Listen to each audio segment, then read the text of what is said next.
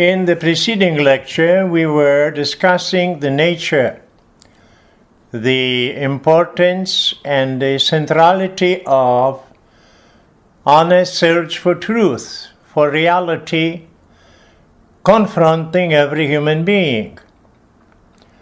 We stress that the search for truth will determine what a person considers the meaning of my life, of one's life.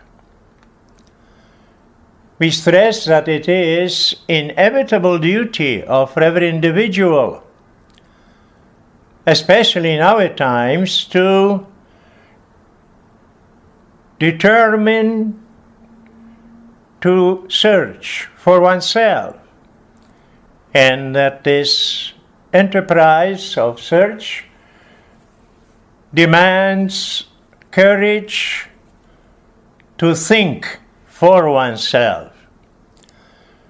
Otherwise, a person becomes only a follower, uncritically accepting some so-called values in a society, but it will not develop one's own vision.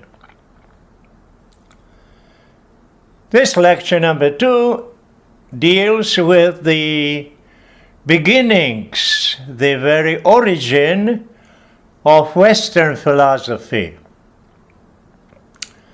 Naturally, most cultures known to us had their own philosophies. The philosophy, for example, of Far East, Japan, philosophy of India is extremely rich. But at this point, we are going to deal with the Western philosophy, and the Western philosophy which shaped actually the culture, mentality, values, and outlooks of Western world. This philosophy began about 700 years or so before Christ, and it originated among the Greeks. The Greeks put a permanent stamp on Western way of thinking and culture. So, the beginning of Western philosophy, sometimes we define as Pre-Socratics. The Pre-Socratics are thinkers before Socrates. As we know, Socrates was sentenced to death by Athenian democracy in 399, and he willingly drank the hemlock. Although there were occasions that he could escape from the prison, he refused. He wanted to stay completely faithful to his own views no matter what.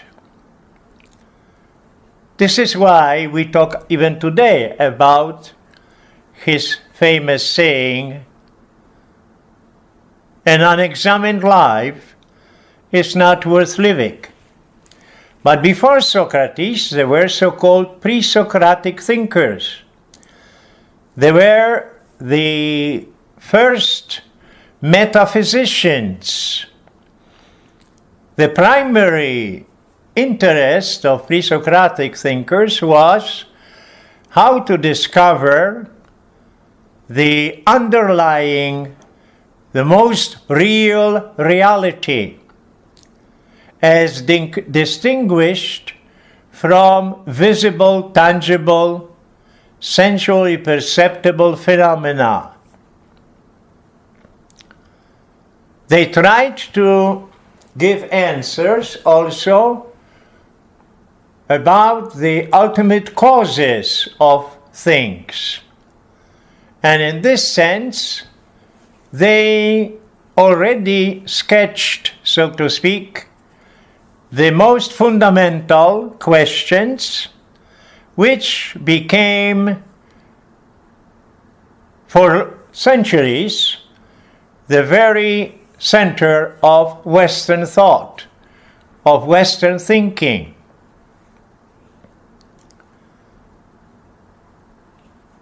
We shall talk, therefore, about tales of Miletus, Anaximander, Anaximenes, Democritus, Leucippus, Parmenides, Anaxagoras, because they all contributed in their own way to formulate, to articulate, and to give perhaps not necessarily always true answers, but they pointed the way how to start serious philosophizing.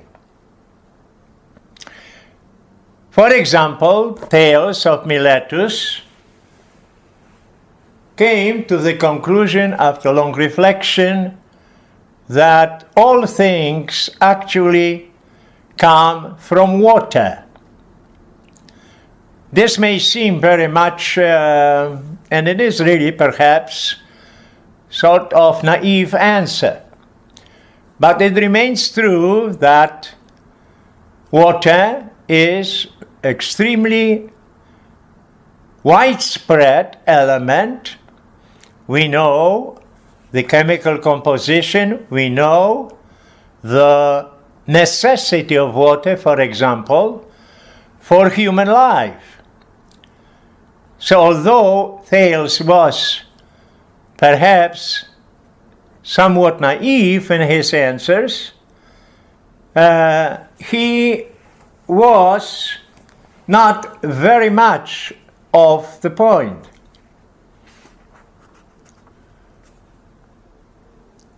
Already at this time, that is more or less 700 BC, there were thinkers who we would call today ancient materialists. And as we said already, Thales, 624 to 546 BC, reality is ultimately water. Anaximander, 610 to 546 BC, also of Miletus, reality is indefinite stuff, to apeiron in Greek. Anaximenes, 585 to 528 BC, Miletus also, reality is essentially air.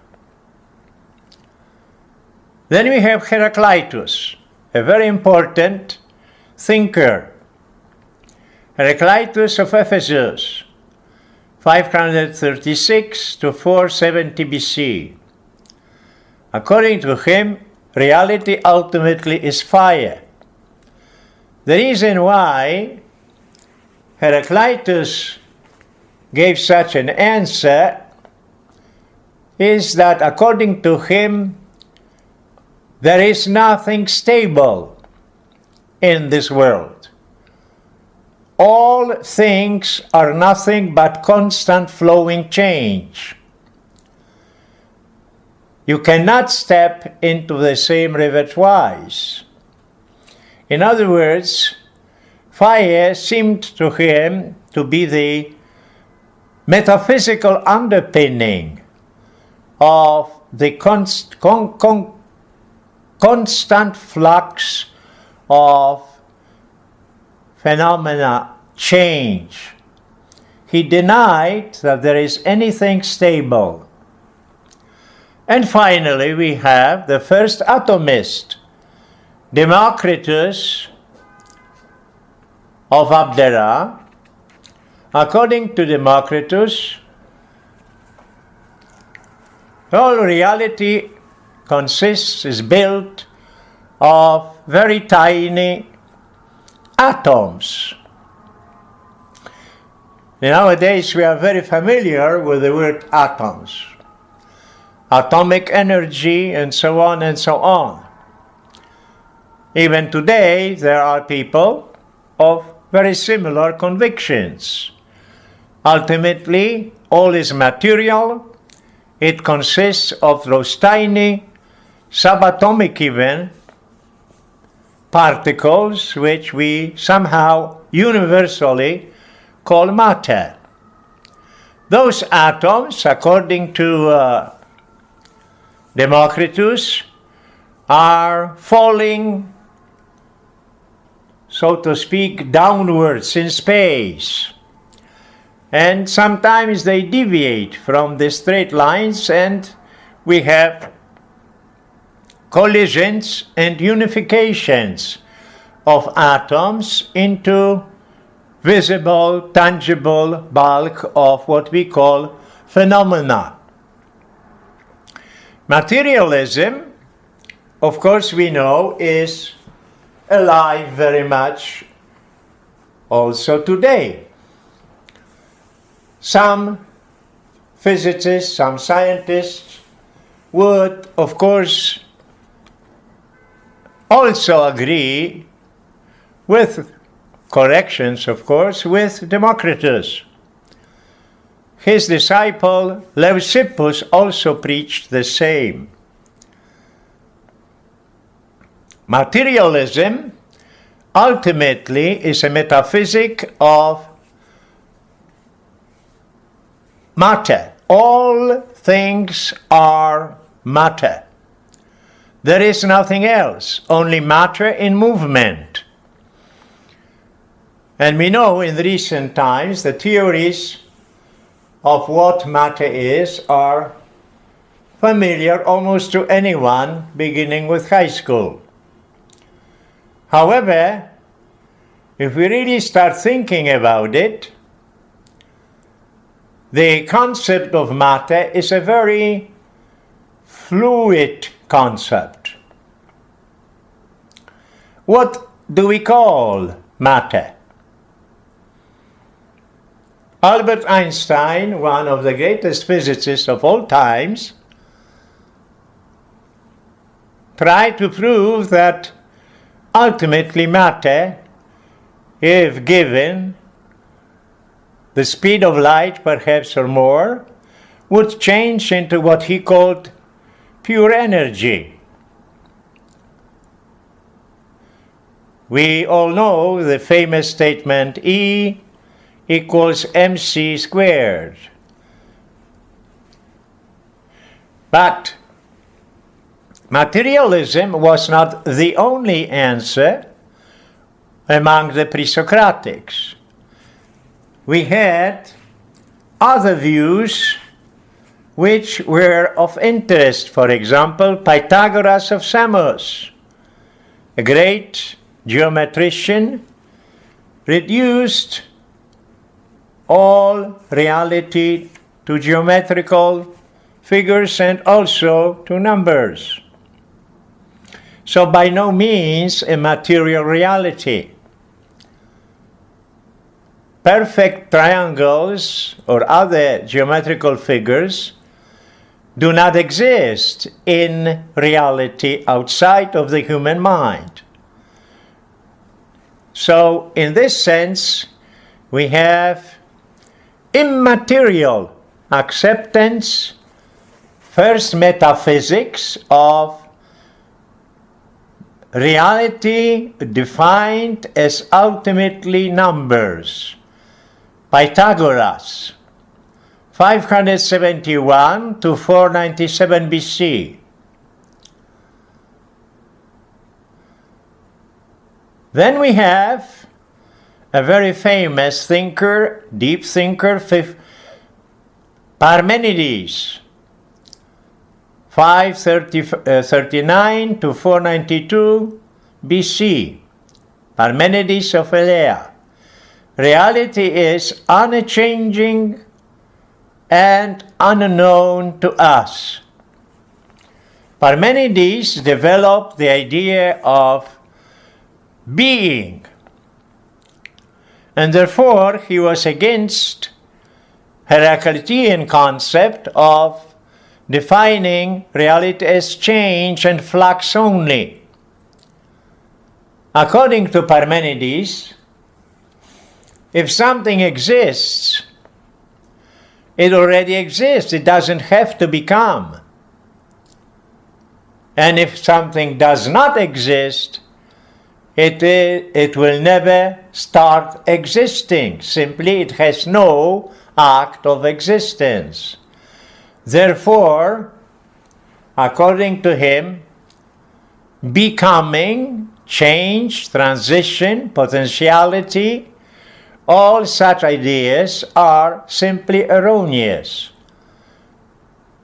Once again, against Heraclitus,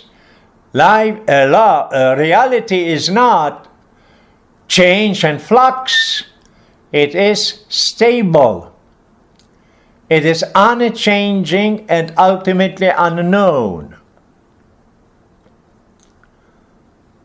We already mentioned Heraclitus of Ephesus, who preached a constant flux, constant flow of all, as the essence of reality in the world, identified the ultimate metaphysical underpinning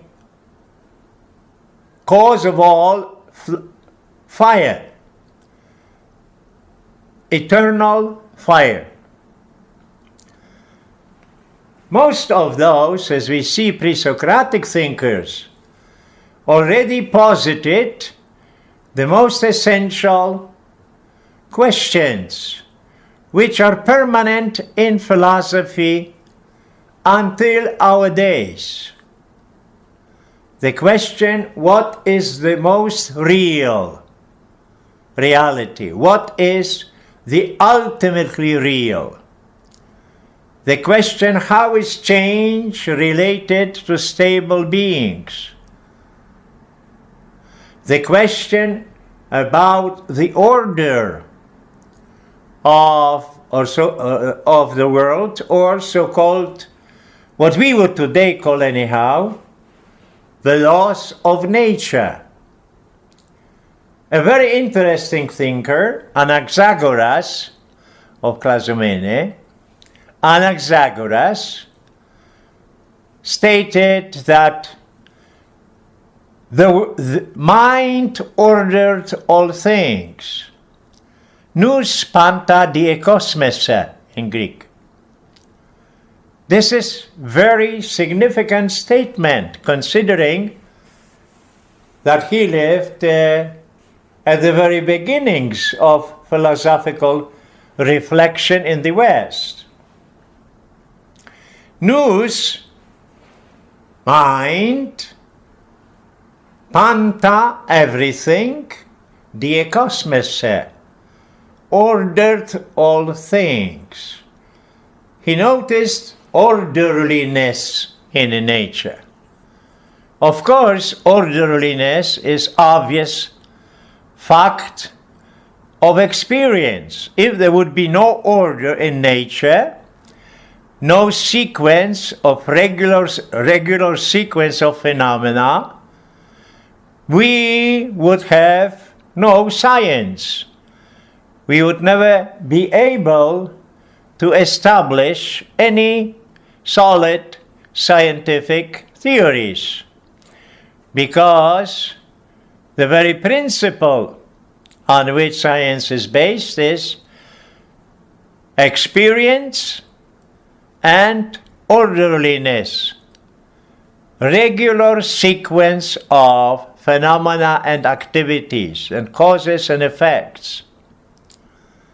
Of course, science is by no means the ultimate, absolute, only source of human knowing. Philosophy goes deeper. Scientific knowledge is extremely valuable for us. We know how much it changed reality in our times. Scientific discoveries. we are living in a scientific era, so to speak. But ultimately, science does not give any answers to the most intimate,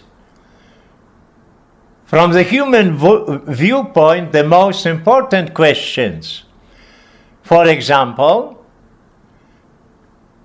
does God exist? Or are we alone in this universe?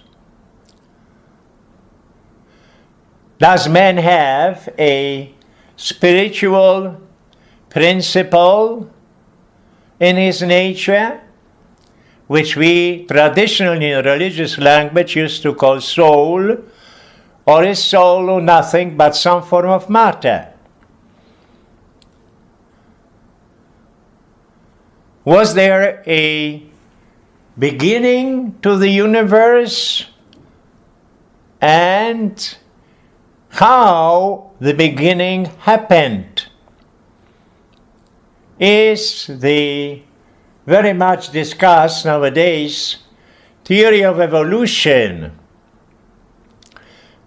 Any solid, definite answer to our questions, to our most fundamental questions? We know that scientific theories change, and there is no such thing like absolute, final, unchangeable, eternal scientific theory. The area of eternity, finality, absolutely belongs to the fundamental philosophic thinking.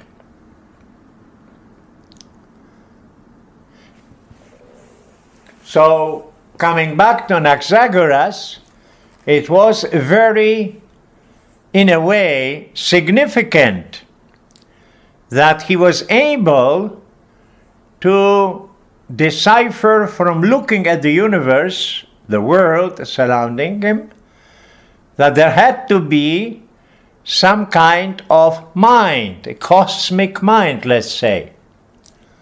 This idea later on was developed, as we know, by Plato, Aristotle, and some thinkers later on. The Christian thinkers, for example, including one of the most outstanding, Thomas Aquinas. But the Pre-Socratics, as we mentioned already, started the very foundational mode of questioning.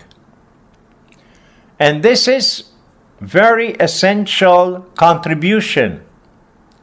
They noticed also the orderliness of nature.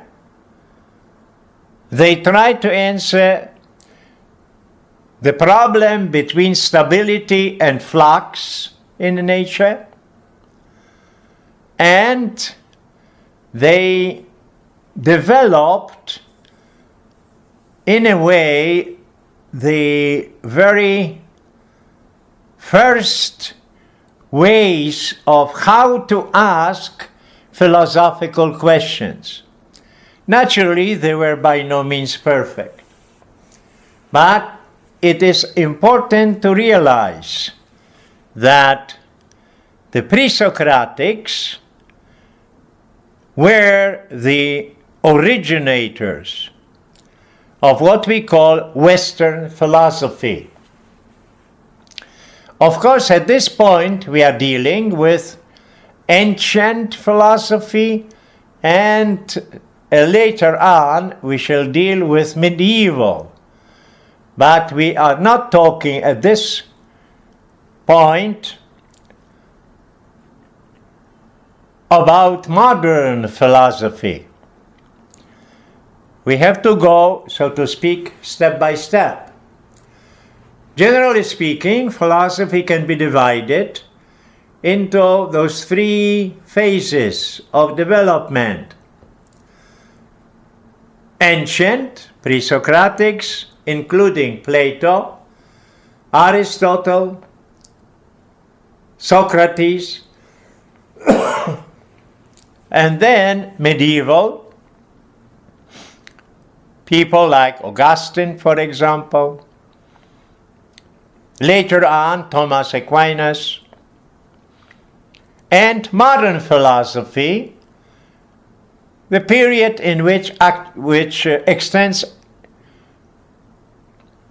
to the centuries of our times. The father of modern philosophy is called René Descartes, French philosopher, and he, in books of history of philosophy, is called the father, the beginner of modern thinking. His famous saying, known practically almost by everyone, is the famous cogito ergo sum. I think, therefore I am. Thinking, for Descartes, was the most fundamental, indubitable, ground root experience in human life. Thinking is the essential distinction between other forms of life and human beings. But we are running out a bit too far. We have to talk, when we are talking about the ancient philosophy, about three perhaps greatest names of the period. This is Socrates, Plato, and the disciple, Plato's disciple, Aristotle, sometimes called Aristotle the Stagirite. A metaphysical, deep philosophy actually began with Plato. He considered himself a disciple of Socrates. But de facto, Plato and Aristotle were the foundations of Western thought, philosophical Western reflection. Plato is the author of many dialogues. He was mainly writing dialogues, although not only dialogues. One of his most famous books is The Republic. And according to Plato, there are only some metaphysical originating realities. One, true, beautiful, eternal. According to his language, they were called forms. Immaterial, eternal, foundations of all that is. In chapter 7 of the Republic, Plato develops his famous Allegory of the cave. Let's briefly take a look at it. According to him, all humanity, all human beings are born in a sort of cave. cave in a sense that they do not see the really real reality behind them. They are chained with their hands and feet. They have to look only in one direction. They cannot turn around. And because behind their backs is the real world, where people are moving, things, and so on, they see shadows only of reality, because the fire outside throws those momentary shades on the wall towards which their eyes are directed. We must remember that, according to Plato, people never saw any other reality. They are born in the cave. They have the idea that the cave actually is all that exists, and the shadows are real. They are not shadows, but they are real realities. They are fascinated with the observations of those shadows.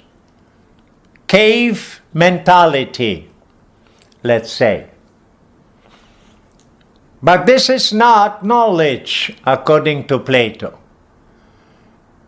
Sense experience, seeing something, is not really valuable knowledge, because the really real world is outside the cave. Consequently, the people, since they are born in the cave, chained, cannot turn around on their own, will be born and die believing in shadows as real.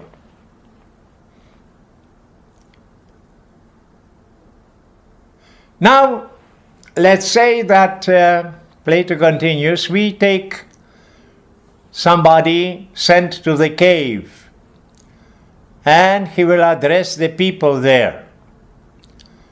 The small universe of the caveman, they have their social system, their politicians, their scientists, their judges, and so on and so on.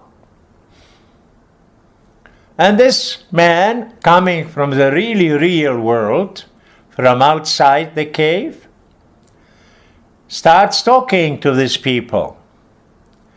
He says, listen, this is not reality. This, what you see here on the screen moving, those are shades only. They're not really real. You have to understand that your worldview, your cave vision, is believing in shadows.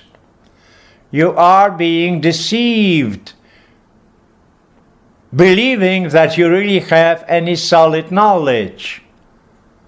You are being constantly hypnotized and fascinated by unreality, shadowy reality, not really real. Now, what would the cavemen do to this man? Will they believe him? Of course not. Why? Because they are from birth, from the very beginning, from their fathers and forefathers, who also were born in the cave. They would be simply surprised at what this man is talking about.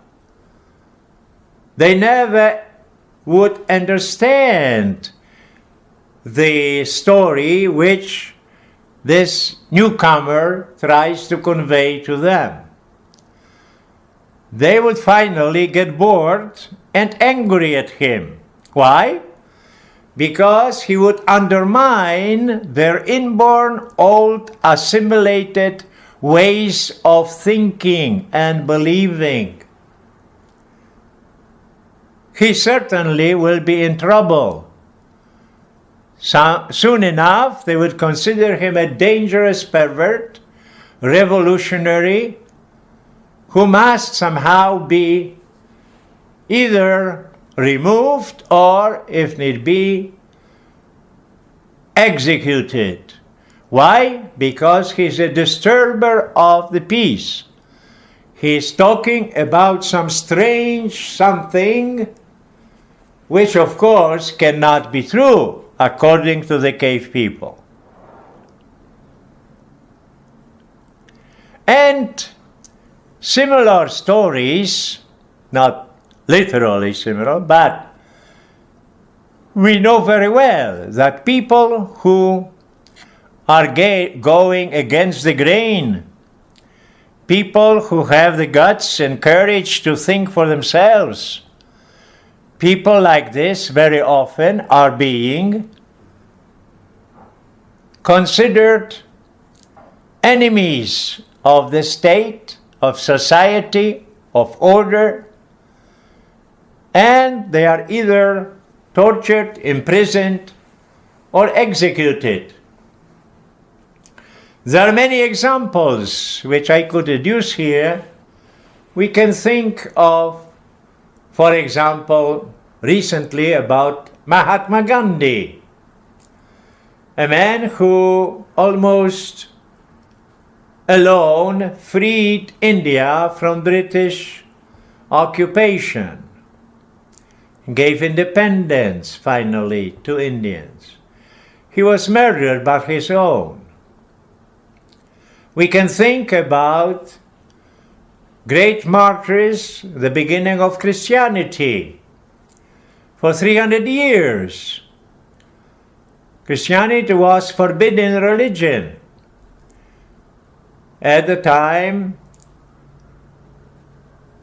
of the Caesars, Rome, until 3rd century, Christians were considered enemies of humanity. All kinds of false stories were told about them. They were executed in the arena, the Colosseum in Rome, murdered systematically in all kinds of exquisite ways, to the admiration of the populace and the great power of the so-called Divus Caesar. It lasted until Constantine later on, who finally himself became, although in old age, a Christian. And 303 there was the Edict of Milan. Christians could be now openly believe their own way. But many thousands, perhaps hundreds and thousands of people died because they were different. This is something that lasts and is still with us. There always is the tendency of man to extol himself at the expense of another. Slavery was almost in every society known to us. All kinds of exploitation. Many things are happening even today. Now, let's go back to Plato, however. Plato says, suppose we we get into the cave and by forcefully we take one of those cave dwellers out. The first thing, when he would be let out, he would be terrified. He would not be able to see anything because he lived for years and years in semi-darkness in the cave. Here now he would see the light, brilliant light, sunshine, and so on, and only very, very gradually, step by step, bit by bit, he will be able to gradually open his eyes. Eyes stand here for the mind. And perhaps one day, says Plato, he would be able to see the sun itself. Sun representing truth. This is a very brief description of what Plato considered the gaining of knowledge, painful opening up to reality, which is beyond and above the material, the cave dweller thoughts. It is really a rebirth, in a way, a revolution in the mind of the cave dweller. Now he can see what is really real. And the really real, otherwise called ideas or forms, are immaterial, they are eternal.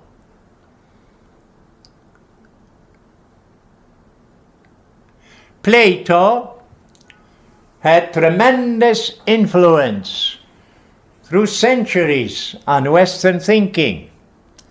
Many elements of Platonic thought were assimilated by Christian philosophers and thinkers.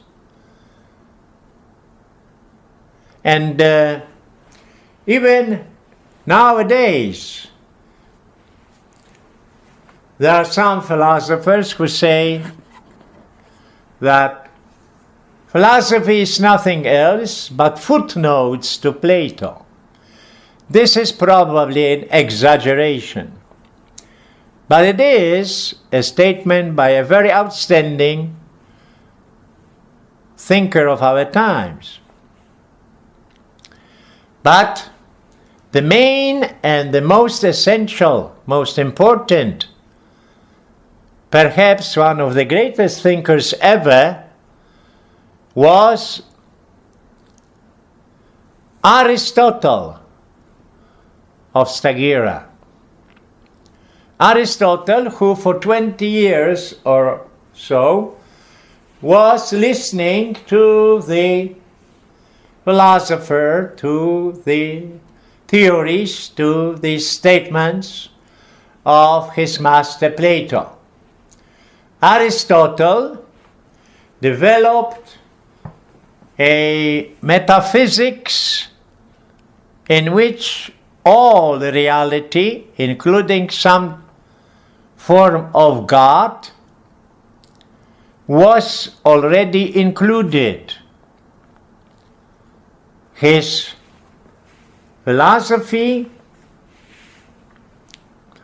metaphysical theory, is based on very subtle thinking. He was not only a philosopher, he was also a biologist, in a way a scientist. But Aristotelian thought, once again, to repeat, had an indelible, very powerful influence on European Western thinking. One of the greatest thinkers among Christians, Thomas Aquinas, accepted almost completely the philosophy of Aristotle. Some people say that Thomas actually Christianized the pagan philosopher Aristotle. The essentials of Aristotelianism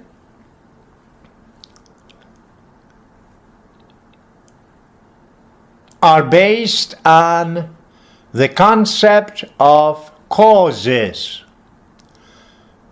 According to Aristotle, whatever I can see, touch, or think of, I can analyze into some causes, co-principles, parts of every being.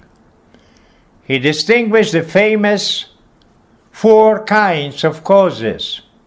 Material cause is the matter, the tangible, visible, sense perceivable realities surrounding us. Matter is, in his language, also called material cause. Why? Because it underlies the metaphysical reality. The question, for example, what is this I see at this moment? A tree in the garden, for example. Aristotle would say that we can always ask the question what something is. What is it? This is very fundamental way of asking. And this what something is, he called the form. In other words, the Platonic forms now were not in the eternal, invisible reality, but they were part of this world in which we exist.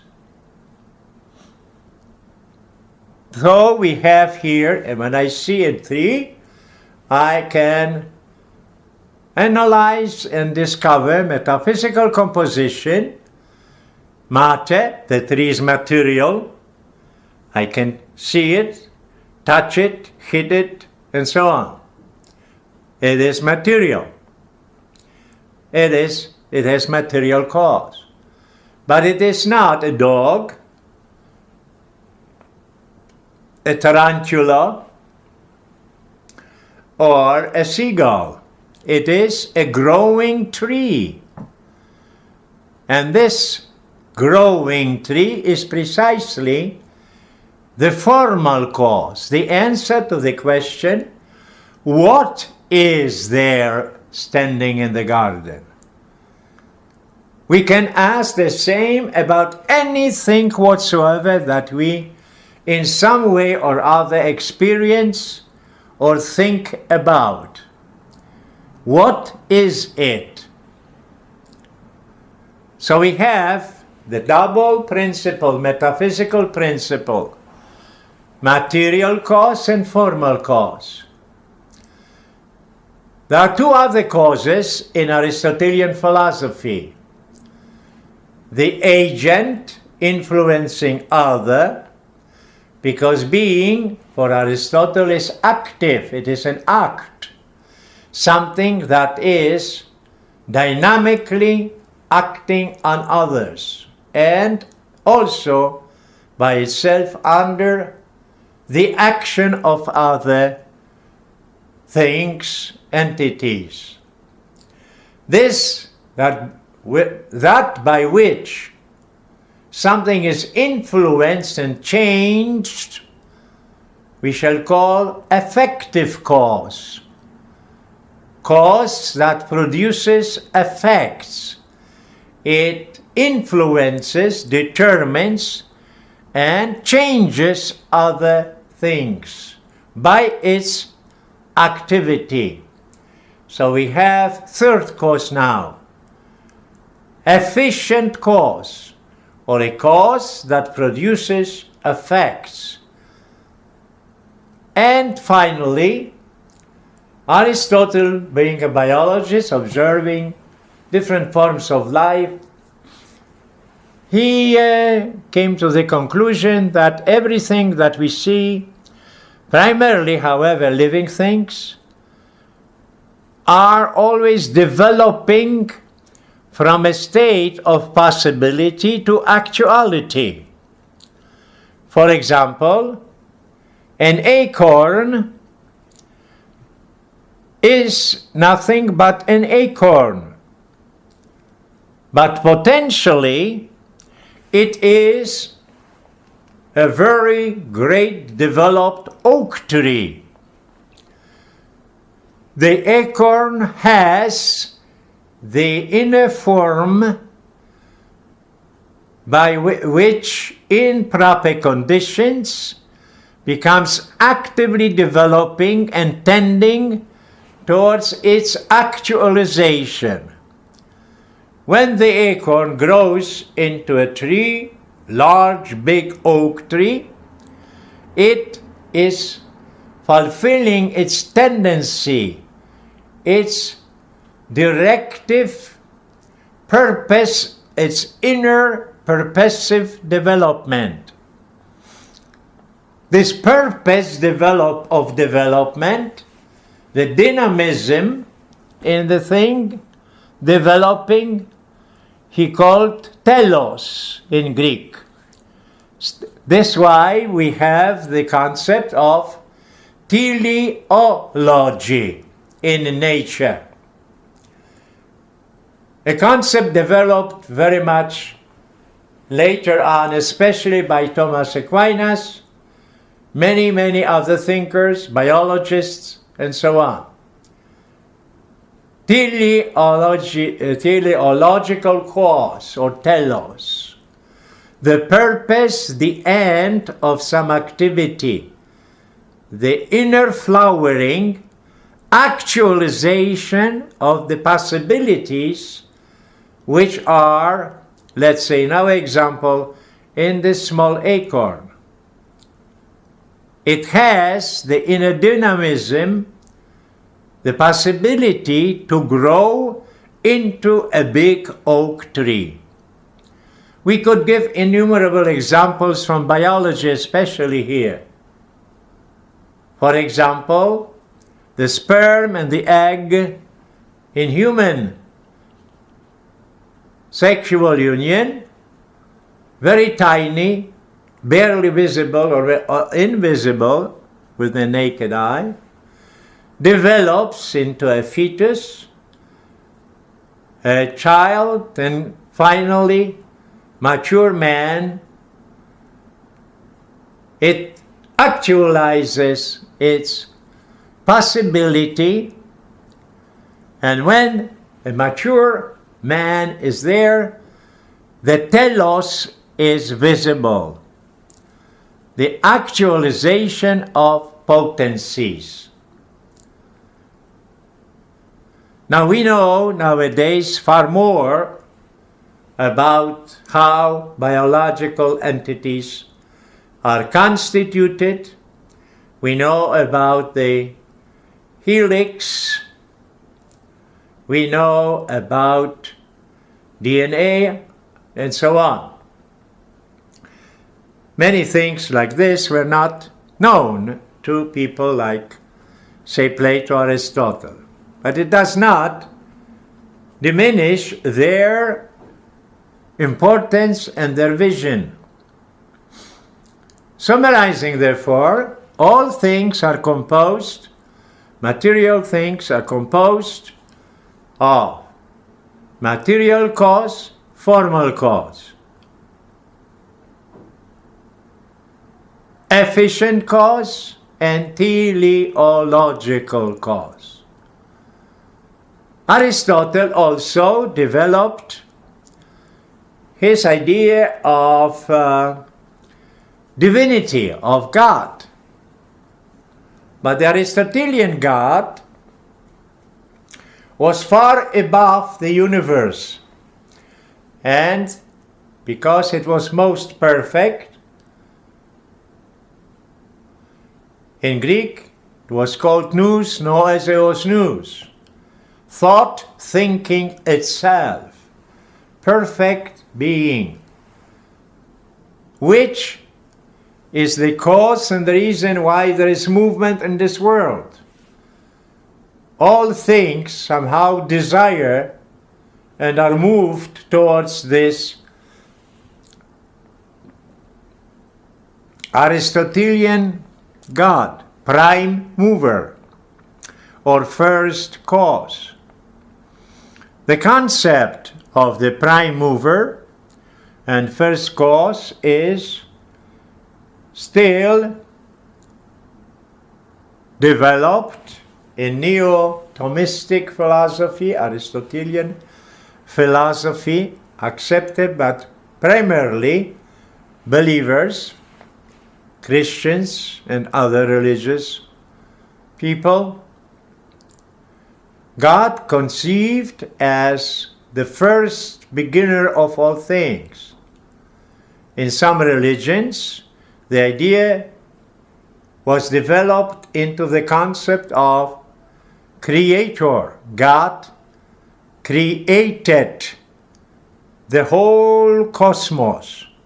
Anything that is part of what we call cosmos today is brought into existence by the all-powerful activity of God's creative activity of God. God is not only a creator, he is also the first cause of